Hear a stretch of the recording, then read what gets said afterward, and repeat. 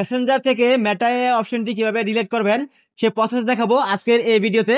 আপনি এই ভিডিও দেখে খুব সহজে মেসেঞ্জার থেকে মেটা এআই অপশনটি ডিলিট করতে পারবেন। সো প্রথমে আপনাদের মেসেঞ্জারটি ওপেন করে দিতে হবে। সো মেসেঞ্জারটি ওপেন করে দেওয়ার পর উপর দিকে দেখেন সার্চ অপশনে লেখা আছে এএসকে মেটা এআই টুলস। আপনি নিচ দিকে দেখতে পারবেন মেনু অপশন আছে। প্রথমে আপনাদের এই মেনু অপশনে ক্লিক করতে হবে। মেনু অপশনে ক্লিক করার পর এখান থেকে সেটিংস অপশনে চলে যাবেন।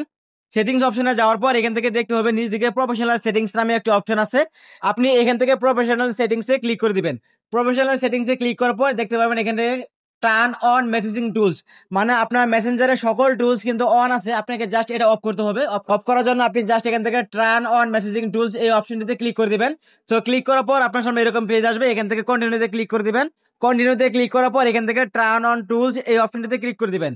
ক্লিক করে দেওয়ার সাথে সাথে দেখতে পারবেন টার্ন অফ মেসেজিং টুলস, মানে আপনার মেসেঞ্জারের সকল টুলস এখন বন্ধ হয়ে গেছে। দেন তারপর আপনাকে যে কাজ করতে হবে, আপনাদের মোবাইলের সেটিংস অপশন আছে, এই সেটিংস অপশনে চলে যেতে হবে।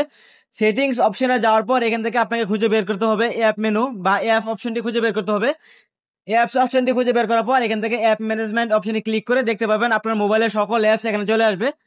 আপনাকে এখান থেকে মেসেঞ্জার অ্যাপটি খুঁজে বের করতে হবে। তো মেসেঞ্জার অপশনটি পাওয়ার পর এখান থেকে মেসেঞ্জার অপশনে ক্লিক করে দিবেন।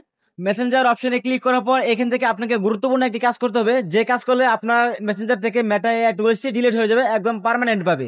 আপনি এখান থেকে প্রথমে স্টোরস ইউজ আছে এবং ডাটা ইউজ আছে, আপনাকে প্রথমে স্টোরস ইউজ খালি করতে হবে।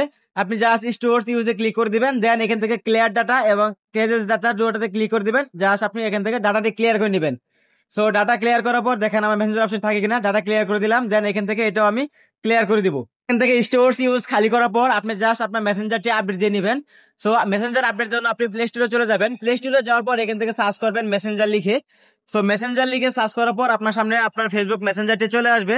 সো মেসেঞ্জার চলে আসার পর এখান থেকে যদি আপনার আপডেট চায় তাহলে আপডেট দিবেন, আর আপডেট না চাইলে আপনি জাস্ট ওপেনে ক্লিক করে দিবেন। দেখেন আমার মেসেঞ্জারটি কিন্তু ওপেন হয়ে গেছে, এখান থেকে মেটা এআই টুলসটি আর দেখা যাচ্ছে না।